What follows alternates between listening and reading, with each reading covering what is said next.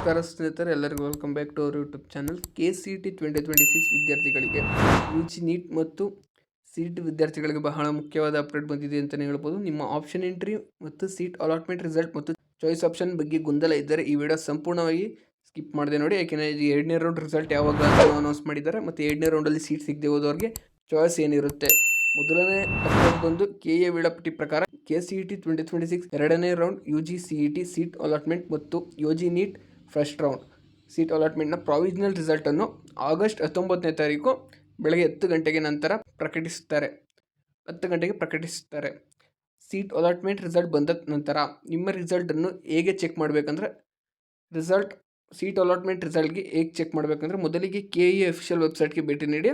ಅಲ್ಲಿ UG CET ಅಥವಾ UG neat ಇಬ್ಬರಿಗೂ ರಿಸಲ್ಟ್ ಪ್ರಾವಿಷನಲ್ ರಿಸಲ್ಟ್ ಅವತ್ತು 19ನೇ ತಾರೀಕು ಬಿಟ್ಟಿರ್ತಾರೆ.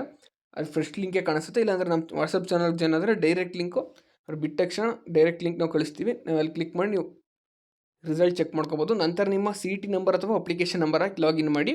ವಾಟ್ಸಪ್ ಚಾನಲ್ ಲಿಂಕ್ ಬಂದು ಕಮೆಂಟ್ ಬಾಕ್ಸ್ನಲ್ಲಿದೆ. ನಿಮ್ಮ ಸೀಟ್ ಅಲಾಟೆಡ್ ರಿಸಲ್ಟನ್ನು ಚೆಕ್ ಮಾಡಿ ಮತ್ತು ಅಗತ್ಯ ಇದ್ದರೆ ಸೀಟ್ ಅಲಾಟ್ಮೆಂಟ್ ಲೆಟರನ್ನು ಡೌನ್ಲೋಡ್ ಮಾಡ್ಕೊಳ್ಳಿ. ಈಗ KCET ವಿದ್ಯಾರ್ಥಿಗಳಿಗೆ ಬಹಳ ಮುಖ್ಯ ಅಪ್ಡೇಟ್ ಬಂದಿದೆ ಅಂತ ಹೇಳ್ಬೋದು. KCET ಇಂಜಿನಿಯರಿಂಗ್, ಅಗ್ರಿಕಲ್ಚರ್, ಫಾರ್ಮಸಿ ಮುಂತಾದ ಕೋರ್ಸ್ಗೆ ಸೆಕೆಂಡ್ ರೌಂಡ್ ನಂತರ ಚಾಯ್ಸ್ 2 ಮತ್ತು ಚಾಯ್ಸ್ 3 ಆಪ್ಷನ್ ಇರುವುದಿಲ್ಲ. ಅಂದರೆ ಮುಂದೆ ಅಭ್ಯರ್ಥಿಗಳಿಗೆ ಮುಖ್ಯವಾಗಿ ಚಾಯ್ಸ್ 1 ಮತ್ತು ಚಾಯ್ಸ್ 4 ಮಾತ್ರ ಇರುತ್ತೆ. ಎರಡೂ ಆಪ್ಷನ್ ಮಾತ್ರ ಇರುತ್ತವೆ. ಚಾಯ್ಸ್ 1 ಆಯ್ಕೆ ಮಾಡಿದರೆ ನಿಮಗೆ ಸೀಟ್ ಅಲಾಟ್ ಆಗಿ ನೀವು ಚಾಯ್ಸ್ 1 ಸೆಲೆಕ್ಟ್ ಮಾಡಿದರೆ ನೀವು ಫೀಸ್ ಪಾವತಿಸಿ ಮತ್ತು ಕಾಲೇಜ್ಗೆ ರಿಪೋರ್ಟ್ ಮಾಡಿ ಅಡ್ಮಿಷನ್ ಆಗಬೇಕು. KA ನಿಗದಿತಪಡಿಸಿರುವ ದಿನದೊಳಗೆ ನೀವು ಹೋಗಿ ಅಡ್ಮಿಷನ್ ಆಗಬೇಕು. ಮತ್ತು ಆದ್ದರಿಂದ ಚಾಯ್ಸ್ 1 ಆಯ್ಕೆ ಮಾಡುವ ಮೊದಲು ನಿಮ್ಮ ಡಿಸಿಷನನ್ನು ಸರಿಯಾಗಿ ತಿಳ್ಕೊಳ್ಳಿ. ಮತ್ತು UG ನೀಟ್ 2026 ವಿದ್ಯಾರ್ಥಿಗಳಿಗೆ UG ನೀಟ್ ಇದು ಮೆಡಿಕಲ್ ಮತ್ತು ಡೆಂಟಲ್ ಕೋರ್ಸ್ಗೆ ಮೊದಲ ಸೀಟ್ ಅಲಾಟ್ಮೆಂಟ್ ರೌಂಡ್ ಆಗಿರುವುದರಿಂದ ಅಭ್ಯರ್ಥಿಗಳಿಗೆ ಚಾಯ್ಸ್ 1, ಚಾಯ್ಸ್ 2 ಮತ್ತು ಚಾಯ್ಸ್ 3, ಚಾಯ್ಸ್ 4 ಕೂಡ ಈ 4 ಚಾಯ್ಸ್ ಕೂಡ ಇರುತ್ತೆ.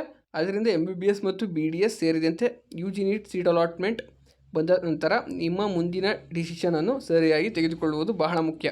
ಮತ್ತೊಂದು ಮುಖ್ಯ ಏನಂದರೆ ನಿಮ್ಮ ಆಪ್ಷನ್ ಎಂಟ್ರಿ ಮಾಡಿಫಿಕೇಷನ್ ಇನ್ನೂ ಕಂಪ್ಲೀಟ್ ಮಾಡಿಲ್ಲ ಅಥವಾ ಆಪ್ಷನ್ ಬದಲಾಯಿಸಬೇಕಿದ್ರೆ ಆಗಸ್ಟ್ 13 ಅಂದರೆ ನಾಳೆ ಆಗಸ್ಟ್ 13 ಒಳಗಡೆ ನೀವು ಬದಲಾಯಿಸ್ಕೋಬೇಕು. ಆಮೇಲೆ ನಿಮಗೆ ಪೋರ್ಟಲ್ ಲಾಗಿನ್ ಆಗೋಲ್ಲ.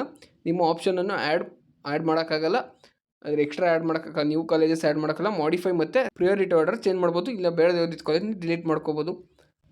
ಲಾಸ್ಟ್ ಡೇಟ್ ಬಂದು ಆಗಸ್ಟ್ 13. ಆಪ್ಷನ್ ಎಂಟ್ರಿ ಮತ್ತು ಮಾಡಿಫಿಕೇಷನ್ ಹೆಡ್ಲೈನ್ ಅಂದರೆ ಯಾರಿಗೆ ಈಗ ಫಸ್ಟ್ ರೌಂಡು ಸ್ಟಾರ್ಟ್ ಆಗಿಲ್ಲ ಅವ್ರಿಗೆ ಆಪ್ಷನ್ ಎಂಟ್ರಿ ಆಗಸ್ಟ್ 13 ಲಾಸ್ಟ್. ಮತ್ತು ಯಾರಿಗೆ ಸೆಕೆಂಡ್ ರೌಂಡ್ ಎಡಿಟ್ ಆಪ್ಷನ್ ಬಿಟ್ಟಿದ್ದಾರೆ ಅವ್ರಿಗೆ August 13 last. August 19 provisional seat allotment result 10 AM ನಂತರ ಪ್ರಕಟವಾಗುತ್ತದೆ. ನಿಮಗೆ KCET ರೌಂಡ್ 2ನಲ್ಲಿ ಯಾವ ಕಾಲೇಜ್ ಸಿಗಬಹುದು ಅಥವಾ UG ನೀಟ್ ರೌಂಡ್ 1ನಲ್ಲಿ MBBS BDS ಸೀಟ್ ಚಾನ್ಸ್ ಹೇಗಿದೆ ಎಂಬುದರ ಬಗ್ಗೆ ಮಾಹಿತಿ ಬೇಕಿದ್ದರೆ ಕಮೆಂಟ್ನಲ್ಲಿ ನಿಮ್ಮ ರ್ಯಾಂಕ್ ಮತ್ತು ಕ್ಯಾಟಗರಿ ತಿಳಿಸಿ. ಈ ಮಾಹಿತಿ ಉಪಯುಕ್ತವಾಗಿದ್ದರೆ ಲೈಕ್ ಮಾಡಿ, ಶೇರ್ ಮಾಡಿ ಮತ್ತು ನಮ್ಮ ಚಾನಲ್ಗೆ ಸಬ್ಸ್ಕ್ರೈಬ್ ಆಗದೆ ನೋಡ್ತಾ ಇರೋ ಸಬ್ಸ್ಕ್ರೈಬ್ ಆಗಿ.